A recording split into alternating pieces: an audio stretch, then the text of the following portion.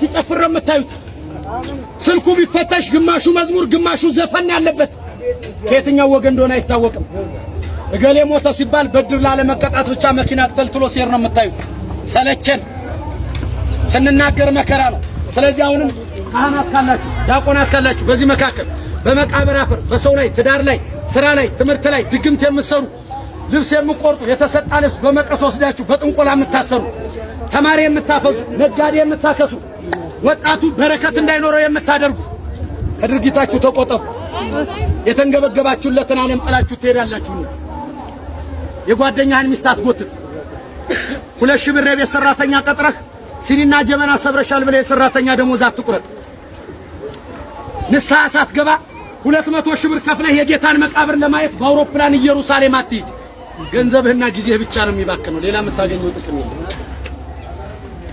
መኑ ስለዚህ በካህናት ላይ ቅድም እንደነገርኳችሁ በቤተ ክርስቲያን አባቶች ላይ በደንብ አድርገህ ስማኝ። ዲያቆንም ቄስም ካለ ደሃና ሀብታም እየመረጡ ንስሐ ልጅ በሚይዙ አባቶች፣ ጸበል ለመርጨት የቆርቆሮ በርና የሀብታም በር በሚይዙ አባቶች፣ በሃይማኖታቸው ላይ በሚቀልዱ አባቶች፣ ለምእመናን መሰናክል በሆኑ አባቶች፣ ቅጥረ ቤተ ክርስቲያንን በተዳፈሩ አባቶች የማይመለስ ሰይፍ ይመጣል ብለዋል አባቶች። በደንብ አድርገህ ስማኝ። ምን ታደርጋለህ? መግደል ከሆነ ይሄው የሚጠብቀኝ ድንግል ማርያም ስሙ ታጅቤ በጋርዳ አልሄድም። በግልጽ ነው የምንናገረው። እናቴ ማርያም ናት። እናቴ በሉ እስኪ እናቴ ማርያም ናት። እናቴ ማን ናት? የበላይ ሰብ እመቤት የመላእክት እህት የጌታ እናት ማርያም። ይሄ ክፉ ትውልድ ሰው በስዕሏ ተደፍቶ ጸሎት ማድረግ እየቻለ የማርያምን ስዕል በሴት ጫማ ላይ አውጥቶ መሬት ላይ የሚረግጥ ክፉ ትውልድ፣ መስቀል ጫማ ላይ አትሞ የሚረግጥ ክፉ ትውልድ አባቴ ንስሐ ስጡኝ ስትላቸው አንቺ ኃጢአት የለብሽም እኔ ጾምልሻለሁ እያሉ በሰው የሚያሳብቡ ክፉ ትውልድ የአዲስ አበባ ሰዎች ናቸው። ማየለም እንደማይጾሙ ሲባል አይ ለንስሐ አባቴ ነግሬያቸዋለሁ። ውሸታም በሰው ትከሻ ገነት አይገባም። መጀመሪያ ራስን አጥራ። የምን ውሸት የምን መደባበቅ? ጨርሻለሁ እኔ። እግዚአብሔር ይችላል በሉ። ማን ይችላል? ማን ይችላል? ስለዚህ አሁን አንድ ቃል ግቡልኝና ጸበል ረጭቻችሁ ሁለተኛውን መልእክት ነግሬያችሁ እሄዳለሁ። መጀመሪያ ከሰው ተጣላን ከዛሬ ጀምሮ እንታረቃለን የምትሉ፣ የሰው ገንዘብ ያለባችሁ እስከ ዛሬ ዓመት እንከፍላለን የምትሉ፣ በማንም ሰው ላይ ቂማኒዝም የምትሉ፣ ይሄንን ጫማ ለልጆቻችሁም ለቤተሰቤም ገዝቼ መስቀል አልረግጥም፣ የእመቤታችን ስዕል ያለበትን ጫማ አልረግጥም፣ እግዚአብሔርን እፈራዋለሁ ሃይማኖቴን አከብረዋለሁ የምትሉ እጃችሁን አውጡና ቃል ግቡ። ንግግሬ ገብቷችኋል?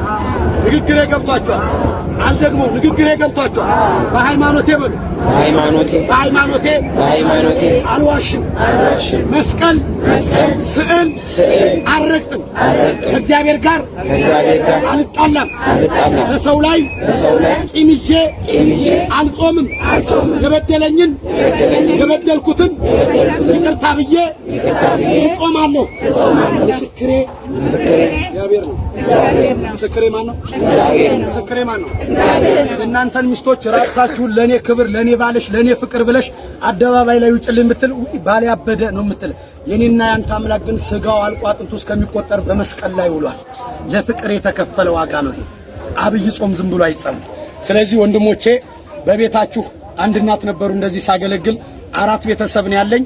25 ኪሎ ጤፍ ሳስፈጭ 15 ቀን አይበቃም፣ ግን እንደሚወስደው አላውቅም። አንዳንድ ቀን ጤፍ ሳስፈጭ ደግሞ በውስጡ ብዙ አባጨጓሪዎችን አገኛለሁ። የዚህን ዓለም ክፋት ነው የምነግራችሁ። እግዚአብሔር ከእንዲህ አይነት ነገር ይሰውራችሁ። ምናልባት የሁሉ ሰው የቆመው ሰው በቤቱ በስራ ቦታው ክፋት ያለበት ሰው ይኖራል፣ በኑሮው ክፋት ያለበት ሰው ይኖራል። እናንተም ማታውቁት ሰይጣን የሚያውቀው ነገር ስለሆነ ድንግል ማርያም ትሰርላችሁ። የልጆቻችሁን አይምሮ የሚሰርቅ የእጃችሁን በረከት የሚቀማ ከሰው ጋር በፍቅር እንዳትኖሩ የሚያደርግ ከሰው በታች እንድትኖሩ የሚያደርግ ከሰው በላይ እያገኛችሁ ነገ ሰው የደረሰበት እንዳትደርሱ በመቃብራችሁ ላይ የቆመን ሰይጣን ቅዱስ ጊዮርጊስ በመስቀሉ ይምታው። ከዛሬ ጀምሮ ሳትታመሙ ሳትቸገሩ ይህን ዘመን በሰላም እለፉት። ከእናንተ አልፋችሁ ለሌላ ሰው እንድትኖሩ እግዚአብሔር ይርዳችሁ። እነዚህን ልጆቻችሁን እግዚአብሔር መድኃኒት ያርግላችሁ። አንዳንዱ ሰው እንዳለመታደል ሆኖ ሲያጎርስ ይነከሳል፣ ሲሰጣ ይመሰገናል። ስለዚህ እግዚአብሔር ይህንን ክብር ከፍ ያርግላችሁ። እውነቴን ነው። የነፍሲያን አባቶችም እጃችሁን ቆጥቡ፣ ስራት ማሱ፣ ቅጠላት በጥሱ፣ የመቃብር አፈር አትርጩ፣ ሰውን ባጋንንት አትሰሩ። 60 ዓመት 40 ዓመት መቼ እንደምንሞት ማንም ሰው ሊያውቅ አይችልም። እኔ ከዚህ 20 ደቂቃ በኋላ አንገናኝም፣ ሩቅ ነው ያለሁት። ስለዚህ ይህን መልእክት ለማዳረስ የመጣሁት ይበቃናል። ጸሎት አድርገን እንለያያለን። የሰላም አምላክ የፍቅር ባለቤት እግዚአብሔር ከሁላችንም ጋር ይሁን። ሀገራችንን ኢትዮጵያን እግዚአብሔር አሁንም ይጠብቃት። በዓይናችን ረሃብን፣ ጦርነትን፣ መከራን እግዚአብሔር አያሳየን። ሕፃናት በሰላም ይደጉ፣ አዛውንቶች በቀያቸው ይጦሩ። ቤተ ክርስቲያንና ካህናትን አንድ ያድርጋቸው።